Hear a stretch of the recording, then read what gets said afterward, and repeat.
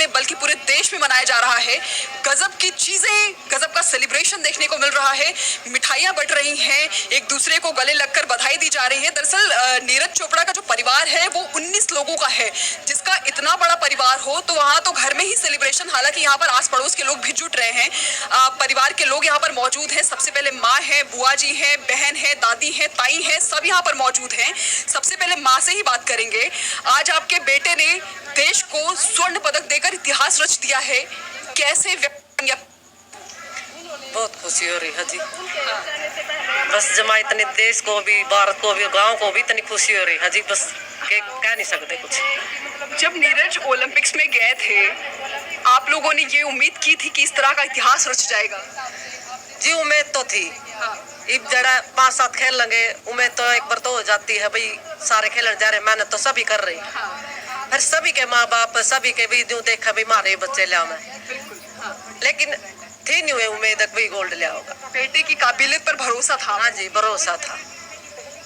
अच्छा, हमने ये भी देखा है कि बताया जा रहा है और मैंने जो सुना है कि इस मकाम तक पहुंचने के लिए खुद नीरज चोपड़ा ने बहुत मेहनत की है और परिवार का भी काफी इसमें हाथ रहा उन्हें इस मकाम तक पहुंचाने में।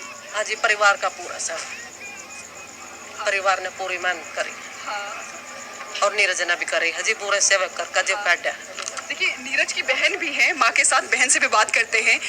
आप अभी कुछ कहानियां बता रही थी कि किस तरह के समझौते उन्होंने अपनी जिंदगी में किए इस मकाम तक पहुंचने के लिए, कुछ बताएं जरा। जी, नीरज को बचपन से मीठा बहुत पसंद था और मीठा पसंद होने के कारण ही उनका ओवरवेट हो गया था। जैसे मतलब वो स्कूल से आते थे। ओवरवेट कितना? उनका 15 साल की उम्र में लगभग 80 किलो के आसपास वजन था। अच्छा। जी, तो फिर उसी वेट को मेंटेन करने के लिए वो शिवाजी स्टेडियम जाने लगे। जो हमारे सबसे छोटे अंकल जी वो उनको पहले मतलौडा जिम में लेके गए और फिर मतलौडा जिम बंद होने के बाद फिर वो शिवाजी स्टेडियम में गए और वहाँ पर उनके कोच के साथ मिलकर उन्होंने पहले अपना वेट मेंटेन किया और फिर अपने कुछ सीनियर्स को देखकर उन्हें ये लगा कि वो जेवलिन मतलब ट्राई करना चाहते हैं। और जब उन्होंने जेवलिन ट्राई किया तो उनका ट्राई ही मतलब बहुत बेस्ट था।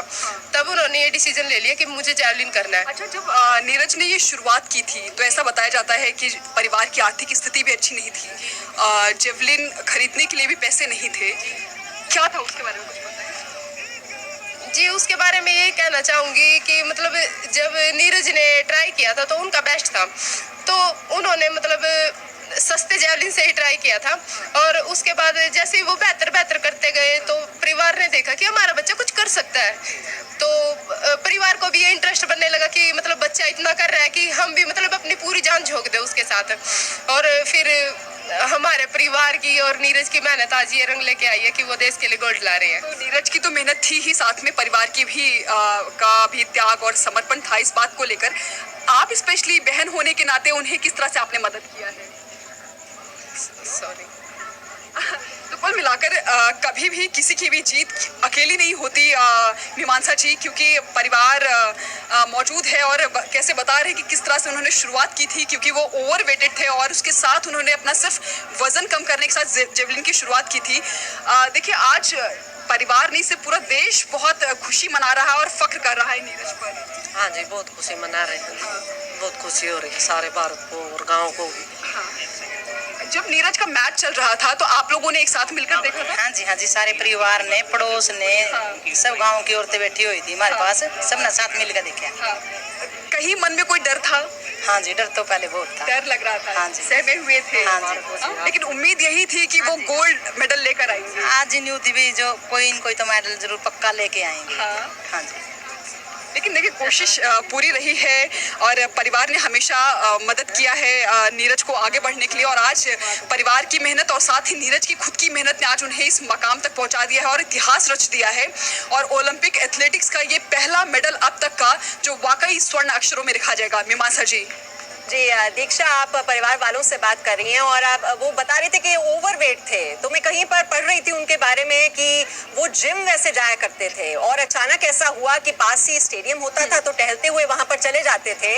और ये बहुत ही इंटरेस्टिंग स्टोरी उनके बारे में पढ़ी मैंने कि वहां पर उनसे कहा गया कि जैवलिन जरा थ्रो करके दिखाइए, और ये अचानक हुआ कि इस तरह से उनकी शुरुआत हुई जैवलिन के साथ। जरा पूछिए इनसे, क्या ये कहानी सही है?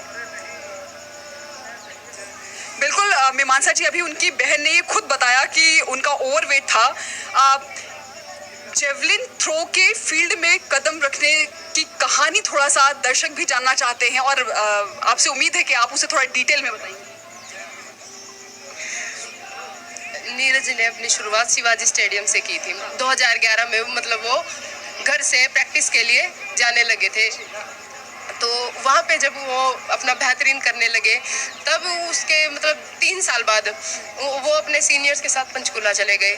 तब वो वहाँ पे प्रैक्टिस करने लगे और फिर वहाँ पे उनका नेशनल रिकॉर्ड और मीट रिकॉर्ड उन्होंने बनाया। फिर पटियाला में सिलेक्शन हो गया, फिर वो पटियाला प्रैक्टिस करने लगे और इसी प्रकार वो दिन प्रतिदिन अपना बेहतर प्रदर्शन करते गए और आज वो देश के लिए ओलंपिक में गोल्ड ला रहे हैं। वो इन दिनों जब वो इस मकाम तक, यानी जहाँ से सफ़र की शुरुआत हुई और इस सफलता तक, इसके बीच में बहुत समझौते उन्होंने अपनी ज़िंदगी के साथ किए हैं। उनको काफ़ी कुछ पसंद था, जैसा कि आपने बताया, वो खाते नहीं थे उसको। जी,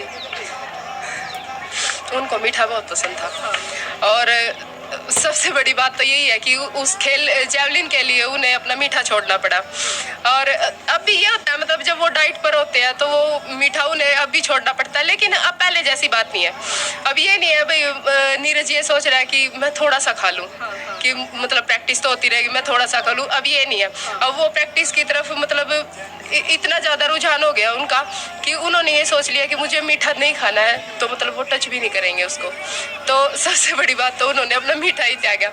और उसके बाद जैसे शादी वगैरह, शादी है या कोई फंक्शन है घर में, वो कोई भी अटेंड नहीं करते थे क्योंकि उन्हें अपनी प्रैक्टिस करनी होती थी। तो मतलब उन्होंने ऐसे ही बहुत त्याग किए। खुशियों के मौके से वो नदारत सिर्फ इसलिए रहे ताकि भविष्य में वो कुछ कमाल कर सके। माँ भी है, एक बार फिर से उनसे जानते हैं। जिस